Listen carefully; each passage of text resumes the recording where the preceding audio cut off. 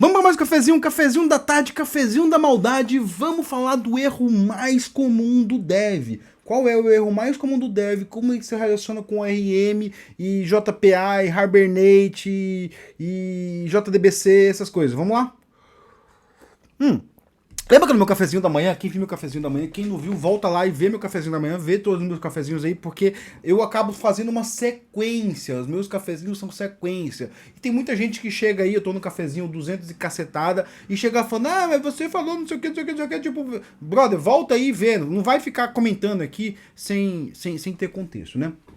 Então, ou comenta, mas assim, pega o contexto lá. E eu falei assim que muitas vezes a gente implementa o próprio RM. Por quê? Né? E aí, esse é o erro mais comum do dev. A maioria dos devs, uma hora, vai cometer ele na carreira e você pode passar vergonha. Eu já vou te dizer qual que é esse erro. Né? O erro é achar que você é a florzinha especial do campo que você é a pessoa mais inteligente, mais sábia e você é superior a todo mundo. Esse é o principal erro do dev. E ele acontece muito com o RM. Então vamos lá? Isso já aconteceu comigo, né? Assim, eu lembro quando eu comecei a desenvolver Java, né? Eu trabalhava num projeto que eu trabalhava com IDE, né?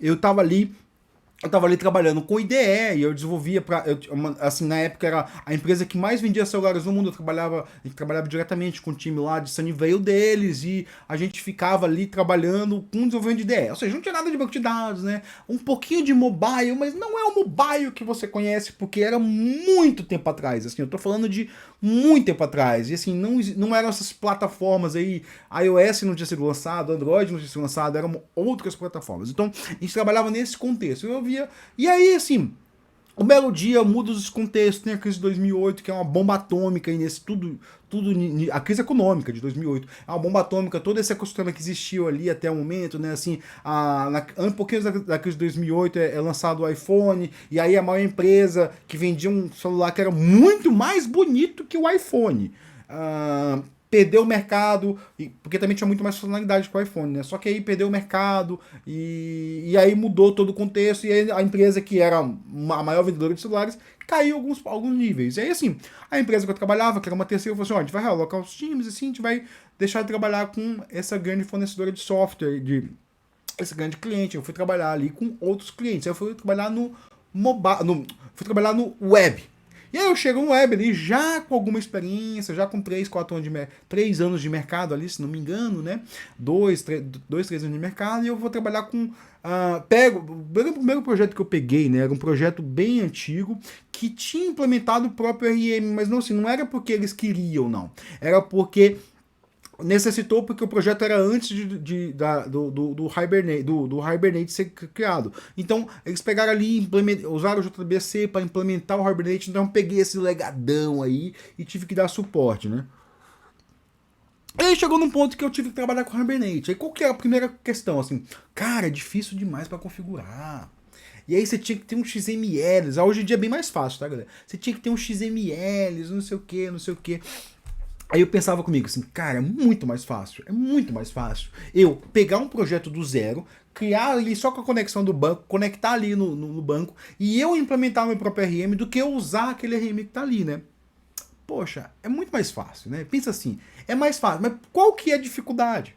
A dificuldade não é de fazer, a dificuldade é de aprender. Então, em algum momento da carreira, você vai topar com um framework novo que você não vai entender por que ele foi feito, você não vai entender quais são os objetivos que aquele framework vai te dar, quais são as facilidades que aquele framework vai te dar, e você vai ter dificuldade de entender aquele framework. Cara, isso é normal. Isso é normal, assim. Não se sinta menos sênior. Assim, a gente tem muitas pessoas que alimentam o FOMO, assim. Você tem que aprender Hibernate, você tem que aprender JPA, você tem que aprender não sei o que, como você não sabe, você vai perder seu emprego. Não, você não vai perder a porra do seu emprego por não saber isso não, tá? A não ser que você já tenha dito na entrevista que você sabe. Mas você não vai perder a porra do seu emprego por não saber um negócio que você não disse que sabe, tá? Vai comigo, né?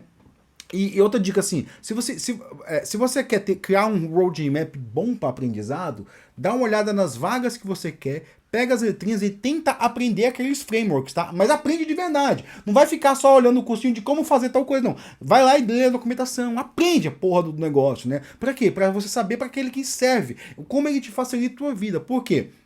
Em muitos casos, o cara topa com esse framework, ele só pega e só aprende ali como usar ele basicamente. Só que ele não aprende para que ele serve, quais são os objetivos dele, né? E aí, como ele aprende superficialmente, ele usa o framework da maneira errada. Nossa, e quantas... Eu vou tomar um gole aqui, vai.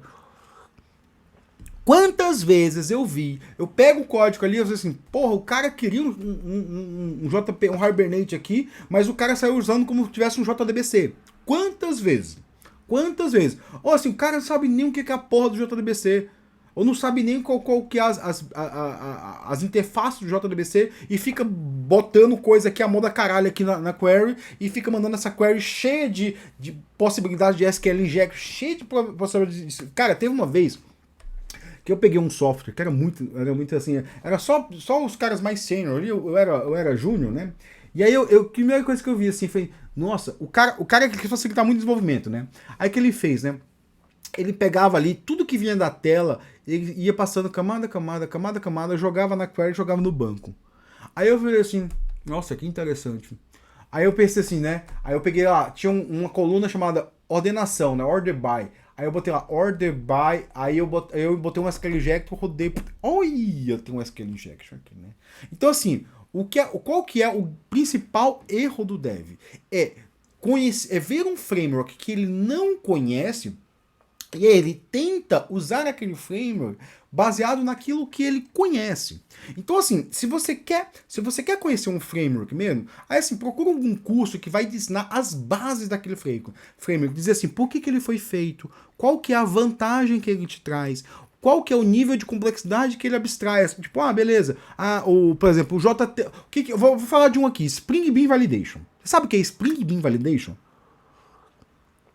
Não, desculpa. Deve ter o Spring Validation. O Bean Validation. Não é o Spring. Eu botei o Spring no meio, nem devia ter botado o Spring, né? Bean Validation. Sabe o que é o Bean Validation, né?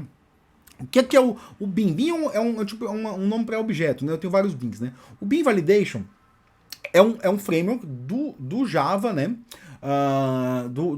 Se não me engano, ele tá com esse nome aqui, de Bean Validation. A spec é essa Bean Validation, que ele ajuda a validar objetos, né? Então imagina que você tem ali uma API REST, né? E na sua API REST você o quê? Tem que validar um monte de campo. Não, porque o cara, se ele tá mandando aqui uma requisição para tal coisa, o campo ele tem que ser validado, né? E aí ele vai validar aquele campo, né? E aí, assim, pô, eu não quero ficar gastando meu tempo aqui, validando os meus campos, blá, blá, blá. Eu só quero botar ali, ó, no campo, assim, que esse campo tem que ser no nulo. E quando eu recebo esse objeto, eu dou um arroba aqui que esse objeto tem que ser válido. E aí eu delego toda a minha validação para o Bean Validation. E assim, delego de maneira maravilhosa. O Bean Validation vai fazer com que você não se preocupe com validação da requisição ali, você roda a mensagem, você consegue jogar a mensagem certa. Se você conhecer a biblioteca, você consegue fazer coisas muito boas ali com muito pouco código, né? Então a dica que eu te dou, né, e assim, muito dos erros que acontecem é por você não conhecer o seu framework. Conheça o seu framework, gaste tempo estudando o seu framework. E o mesmo com a linguagem. Conheça a sua linguagem, gaste tempo estudando a sua linguagem. E, sei lá, cara, se você trabalha com Java, procura e a dica que eu dou, procura as principais conferências de Java no mundo, né? Aqui no Brasil a gente tem poucas conferências de Java, assim, poucas são botadas elas, e eu digo que a qualidade, assim, tem boas palestras, não vou menosprezar os brasileiros, não, mas assim, você pega, aliás, conferências mundiais lá, tem uma gringa que chama... tem a Java One, né? A Java One você vai saber tudo que tá no Java novo ali, você vai ver palestras maravilhosas, né? Tem uma outra que é a Devox, né? A Devox é uma comunidade Java da Bélgica que acabou criando uma conferência que depois replicou em vários países, até em Marrocos, menos no Brasil, porque a gente não, as comunidades nossas no Brasil, elas não são, elas são muito ligadas a empresas, elas são muito ligadas à comunidade em si. Lá na Europa é mais ligada à comunidade, a comunidade é mais forte, né? Então, assim, essas palestras são muito boas, assim, veja essas palestras, entenda elas, procure procurar, mesmo que seja em inglês, ali, põe legenda automática, tenta entender, tenta, sei lá, dá teus pulos aí, né? Que são palestras muito interessantes, né? Segue o canal do Devox, eu vou deixar os links desses canais por aqui, que são bem interessantes, né? Mas assim, voltando aqui ao tema do vídeo, né? O tema do vídeo é: o erro maior do dev é não entender o framework. O framework tá ali para auxiliar a sua vida. E aí, o que acontece quando você não entende no framework? Você tenta recriar ele de outra forma.